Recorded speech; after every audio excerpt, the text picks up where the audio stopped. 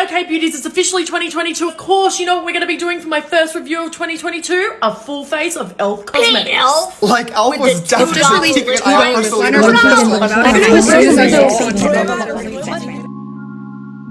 How do you transform an indie cosmetics brand into a juggernaut with a capitalization of $9 billion?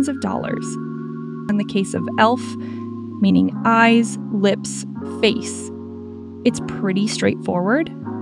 You just need to predict the future. E.l.f., a new cosmetic company, says it can keep you looking fabulous and your wallet feeling full because every single product can be bought for $1. We are in June of 2004. 1 second, this will be quicker. Okay, so Joseph Shama and Scott Vincent Borba, two friends, create E.l.f. Cosmetics, a brand that is shaped by two core ideas: being affordable and ethical. Two ideas very ambitious for a brand in its infancy. But when you step into a market crowded with heavy hitters like NYX, Wet n Wild, and Maybelline, you've got to bring something unique to the table or you won't stand a chance. E.l.f. was created to offer the best value for your money. 1 second. I know I can make a better tree than that. Okay. But after 20 years of existence, it's difficult to stay true to your roots and at the same time grow as tall as an oak. Most brands end up adapting to the market and losing their identity. But not E.l.f. Here's how. If you could go back in time and start your own cosmetic brand, how would you do it? The best way would be to make sure your brand is future-proof. That is, investing on being as digital-based as possible and being on the forefront of all the social and ethical worries of the next few decades. A good brand image, guilty-proof. All digital is the recipe to grow exponentially. That's exactly what E.l.f. did. As early as 2005, E.l.f. has been recognized cruelty-free by PETA and completely vegan since 2016. E.l.f. made a move towards cruelty-free practices and commitment to charitable causes before there was a strong consumer awareness for it. Back then, a brand didn't have to do all that to find success. Yet, E.l.f. was already thinking past present needs. Their dedication to ethical practices wasn't just a one-time statement, but a consistent theme throughout their brand story. They continuously engaged in initiatives that resonated with their values, setting a standard in the beauty industry for corporate responsibility and ethical production. Obviously, being ethical wasn't their biggest selling point. The first thing everyone looks for when buying a product is the price. Here, E.l.f. proved that ethical choices in sourcing and production could go hand in hand with budget-friendly prices, breaking the myth that ethical products had to come with a hefty price tag. In 2004, E.l.f. launched with 13 products, all for $1. A never-seen-before price point for cosmetics. The best part was that it wasn't low quality. Which brings the question, how did they do it? It's simple. Imagine E.l.f. Cosmetics like a hot air balloon, rising by letting go of unnecessary weight. They skipped traditional retail and sold their makeup online, avoiding the extra costs that come with middlemen. Their marketing was smart and digital-focused, which kept costs low, plus they went for minimalist packaging. All these moves did more than just save money. They positioned E.l.f. for the future, tapping into the growing online market and aligning with eco-conscious trends. But you might think, how is being affordable a future-proof choice? Well, as a new player, you need to bring something new to the table. That low price point was one thing. The other thing is that, like everything else, time flies, and so do prices. Well, maybe prices go up even faster. Anyway, it's always tough for a brand to raise prices. How to do it without losing customers. The good thing for E.l.f. was that it's much easier to increase a very low price than an already overpriced item. E.l.f.'s decision to start with affordable prices was more than just a marketing tactic. It was a strategic move for long-term growth. By launching products at prices that were attractive and yet realistic, they built a solid foundation of dedicated customers. In fact, about 20% of cosmetics users in the United States say they're likely to stick with e.l.f., a strong indication that 77% of their customer base is loyal to the brand. As e.l.f. gradually adjusted their prices, the trust and perceived value they had established with their customers helped make these changes more acceptable. The gradual price increase was seen as reasonable because customers already recognized the value they were getting for their purchases. But we'll get back on that topic a bit later. For now, let's look at another proof of e.l.f.'s talent to predict the future. Even if e.l.f. started as an online-only brand, a few physical stores opened over the years. Yet in 2019, they decided to close all 22 of their stores. Yes, just before COVID struck, deciding to put all their energy into national retailers, and e-commerce turned out to be one of their smartest moves. It wasn't just about being in the right place at the right time. This move made e.l.f. way more cost-efficient. They saved a ton on the expenses that come with running physical stores and could focus on where the shoppers were heading online in big retail stores. Right after they closed their physical stores, e.l.f. launched Project Unicorn. This wasn't about mythical creatures, though, but about making their packaging more straightforward and noticeable on the shelves of big retailers. They removed the outer cartons for many of their products, which not only cut down on packaging costs, but also supported the environment. This change made their products stand out through the use of distinctive colors, clear labels, and a focus on the product itself, rather than on elaborate packaging designs. With these adjustments, e.l.f. ensured their items caught the eye in places like Target and Walmart, making their products hard to miss for shoppers. It was another great move, making their products more appealing in retail stores and showing that they really get how important it is to keep things simple but effective. All right, e.l.f. nailed their retail marketing with a strategy cost less and effective. But what made them shine and take the lead in the younger consumers market was their online marketing. Whether it's Instagram, TikTok, or YouTube, they're not just present, they're creating a buzz. Take the Eyes, Lips, Face challenge on TikTok. That was huge. If you never heard of it, it was a marketing campaign on TikTok. e.l.f. launched a catchy original song titled Eyes, Lips, Face. The challenge encouraged TikTokers to create videos showcasing their makeup transformations using e.l.f. products, all while lip syncing or dancing to the song. So we set up this challenge that was basically show me your eyes, show me your lips, show me your face. We wrote an original track that, in a much cooler way than that, created those 3 prompts in the music, and people loved it.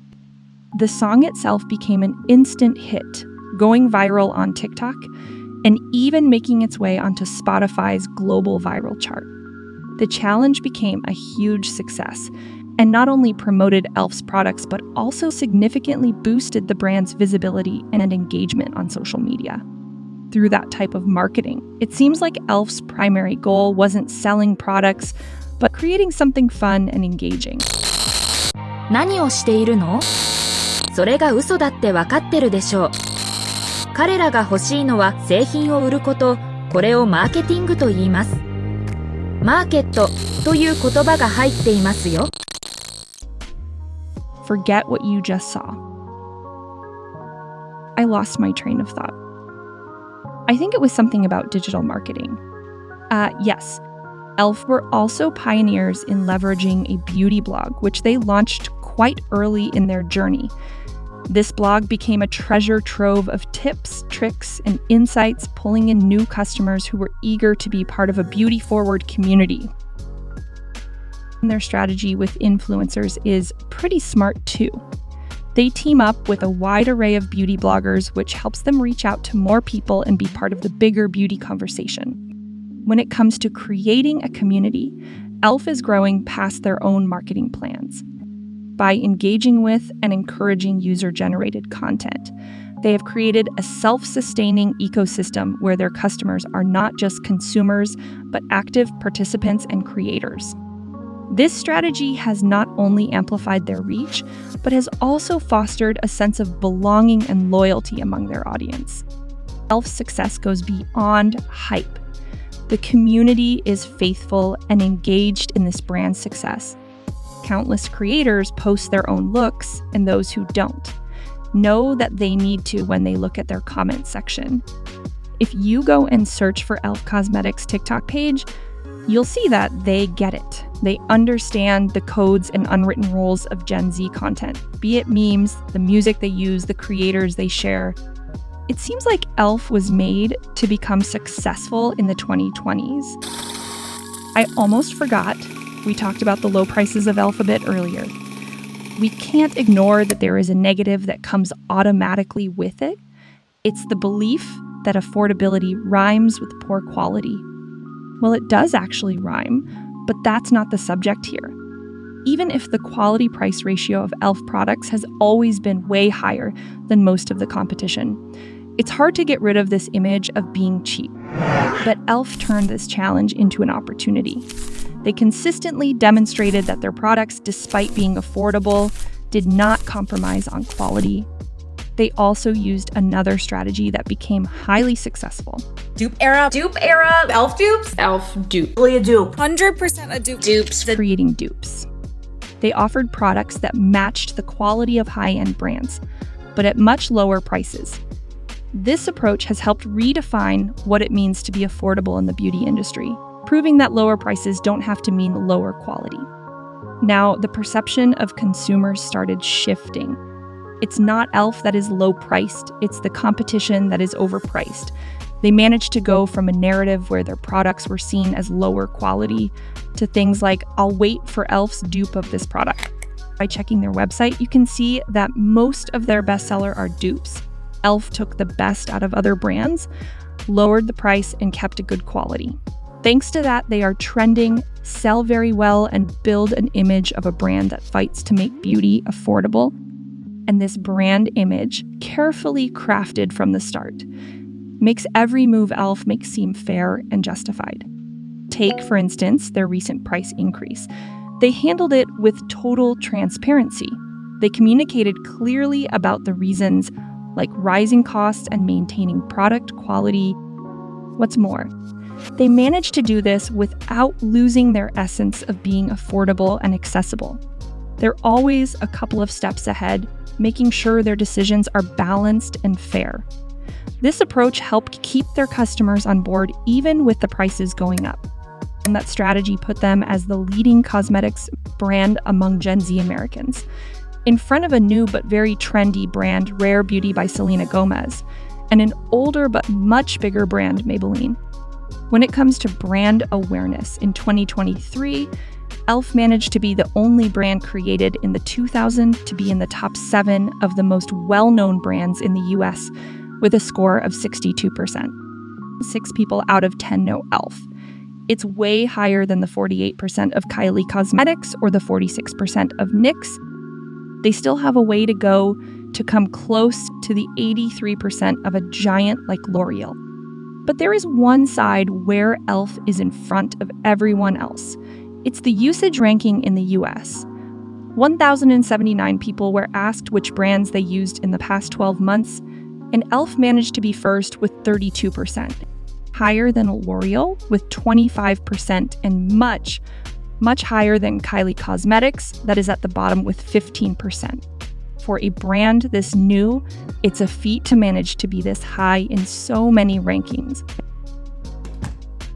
Yes, e.l.f. Cosmetics was founded in 2004, but it was made by people that came from 2024. Their focus on being ethical, affordable, and always a step ahead when it comes to marketing make it seem like they saw the future, always investing in the right thing at the right time.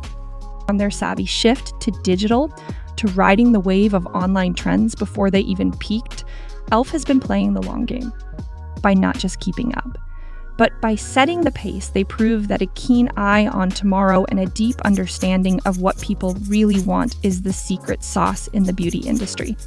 As they continue to grow and adapt, it's clear that e.l.f. isn't just following the trends. They're busy creating the next big thing. You can't miss them. They are in your face on every pair of lips and in front of every set of eyes. But it doesn't mean it will stay this way. Huda Beauty, NYX, Rare Beauty. More and more brands are picking up on how to tread with Gen Z audiences. Which brings the question, will e.l.f. manage to dwarf the competition, or will they lose their grip on a market that is ever evolving?